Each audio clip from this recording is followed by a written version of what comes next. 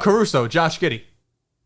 Riv, do you want to actually have the floor here? You're in your full Chicago Bulls gear, which is the first time in years maybe that I've seen that. What were your thoughts on the deal? I have my Chicago shirt on. Somebody got this for me. This is rock bottom. I have my D-Rose shorts on. He confuses me because I feel like a few months ago he's like, I'm not a Bulls fan, and then today he is a Bulls fan. No, what I told you was, verbatim, I said, if Zach LaVine isn't gone this summer, this will officially, all trolling aside, be my last summer. They have 15 trade offers on the table. Do we? They said 15? That's the report. They have 15 trade offers. We have like 2, and maybe not even 2. It's probably 1. Yeah, this news broke my heart. I've been pretty much shitting on Josh Giddey for the past 2 years. He's not a good basketball player. But at the same time, I thought we could have got a little bit more for Caruso. There's been multiple reports of it was top 10 picks on the table, or 2025 first. And I think last year we would have moved Caruso. We would have got 2 first-round picks for him.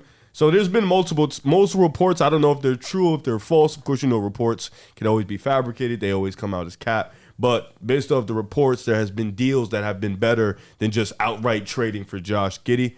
To talk about OKC just for a second, they kind of got a guy where they didn't necessarily need, but nonetheless, bringing it. They just come off a playoff series where they lost in 6 games, their first playoff berth with this young core. You bring in an experienced guy who has an NBA championship, who has been on great teams, who has been an anchor for a defense. You bring him in to kind of pair him up with SGA, with Case and Wallace, who this could help for his development too, just learning under Alex Caruso. And this kind of makes Dort a little bit expendable to a degree, where now they can go out and get an actual really good big. But shout out to OKC for kind of getting Caruso basically for nothing for their standards, because they weren't really going to play Giddey, and he was losing minutes anyways. For Chicago, I mean, shit, they're kind of realizing they need to blow this up. It's been 2-3 years too late, so they're kind of trying to salvage what they can. Getting Giddey, I guess I've seen a lot of Bulls fans be excited about the year. He put up 17, 8, and 7, and just hopefully have some optimism. For me, I'm trying to get that top 10 pick back. We have a top 10 protection on it for next year, 2025. I'm excited to get that back. They've been talking about they're going to trade DeMar. They're going to trade Zach. If trading Caruso is the first start of the fire sale, then I'm excited. Because I've been calling for this fire sale for a really long time. This shit is over. This shit been over. Let's get it out the way. They're talking about they might buy out Lonzo Ball. We're here. I've been excited. I've been waiting for this. So if Caruso is the first part of this, I'm excited for it. I wish you could have got a little bit more for Caruso, which I think you could have. But nonetheless, I'm just trying to get more ass and just hopefully tank and get a top 10. Get more ass. Get worse. Get worse. Get worse. I also thought I know that sounded a little nuts, but you know how I am. I want to ask you something. What would your reaction be if the Bulls went out and signed Tobias Harris? Oh my God. Would it be like a 1+1 team option? I'm good off that. You just signed him. Would you?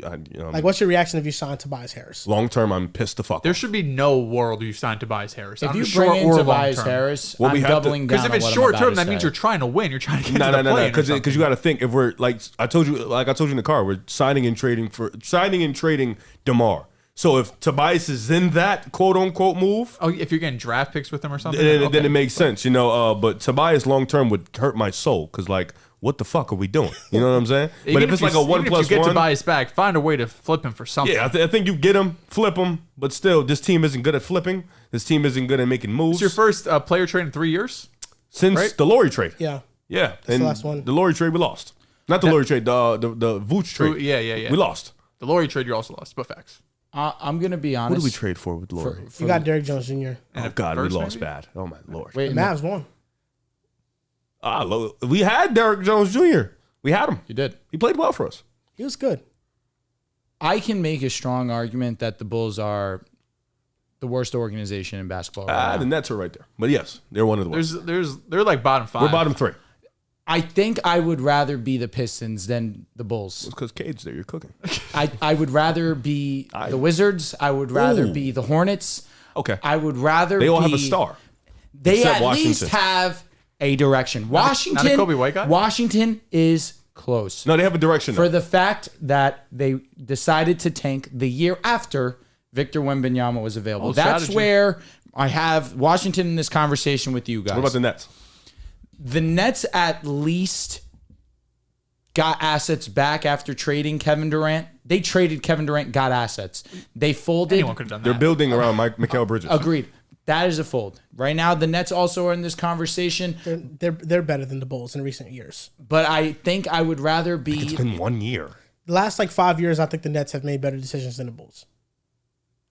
Ooh. Was the decision we to haven't sign made any Kyrie decisions. and KD, trade for Harden, and trade them all away? So, yeah, we haven't that done includes anything. that. Yeah, we haven't done anything. It just got so toxic. It's really one of the more unfortunate situations that happened that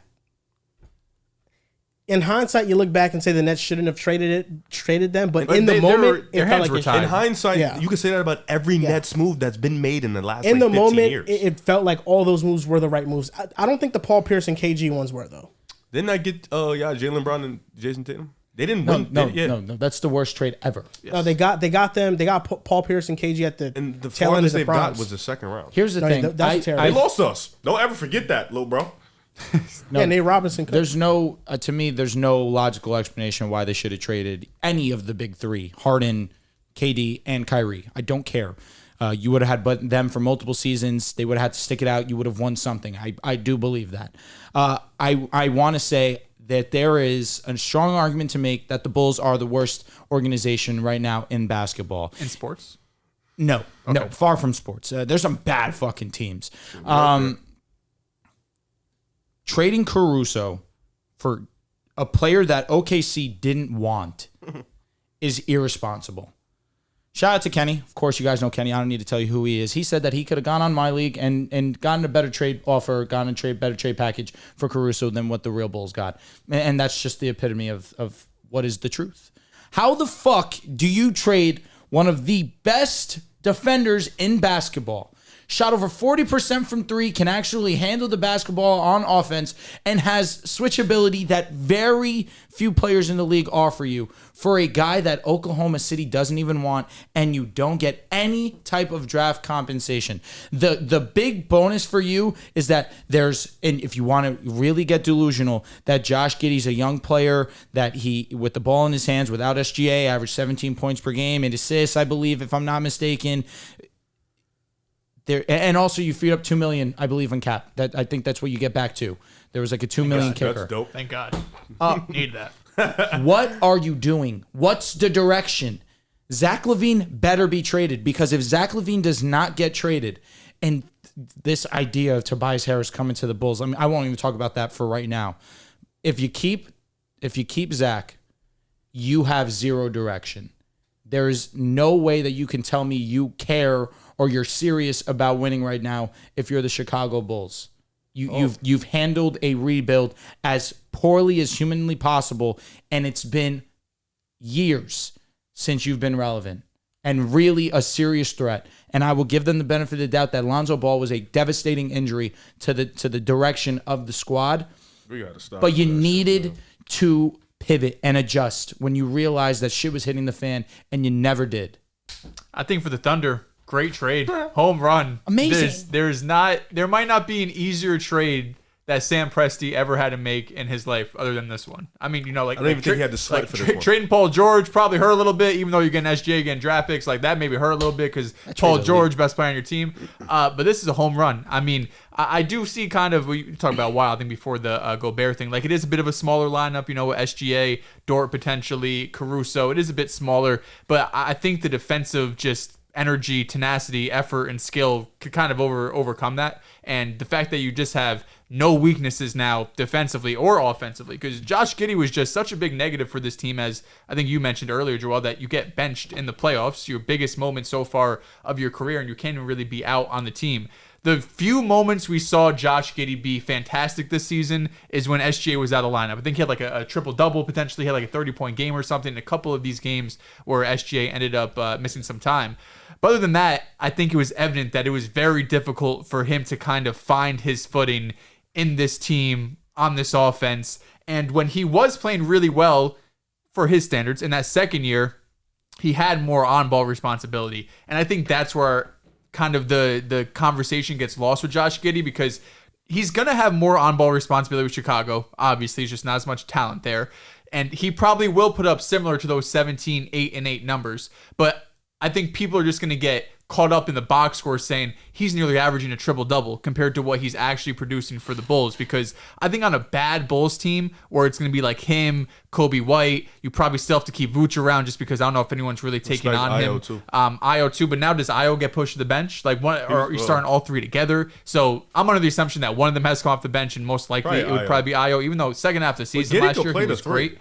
Yeah, but then you just, I don't know. It's just a kind of a weird lineup. The spacing is really bad, especially because Vooch now all of a sudden cannot shoot three. I mean, it's been a couple of seasons now, but his three-pointer really fell off. If you bring back DeMar, he can't shoot three. So the spacing is going to be really ugly. But I do think box score-wise, he's going to have decent numbers. And at 21 years old, if you're able to flip him down the line, because you can convince another team, like, listen, Josh Giddey's over here giving me damn near a triple-double at 22 years old. You could get maybe a cheaper deal. That's really the only explanation that I could come from the Chicago Bulls side, because it feels very unlikely with the 25 first-round picks, or however many they have in these next few seasons, you couldn't even get some lottery top 20 protected that conveys into a couple seconds 5 years from now. The fact you couldn't get any draft picks, even if it's just a little throw-in that OKC says, just take this because we know we're not going to have the roster spots available for it, it seems a little fishy.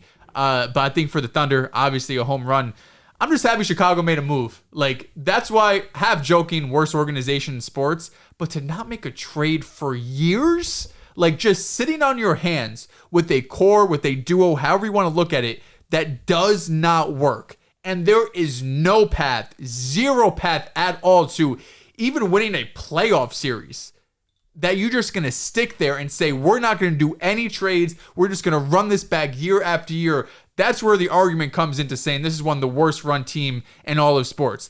I'm just happy we think they picked a direction. We think this is now going into a rebuild, but we can't assume anything with Chicago because they could trade Caruso and now all of a sudden you're like, you know what, freed up a couple $1 million of cap. Let's go sign somebody and let's run this back and try to make a play and push. But I do think the fact that you have this top 10 protected pick, that you need to be in the top 10 to get your draft pick in 2025, that gives me a little more just breathing room. Like, take a deep breath, relax.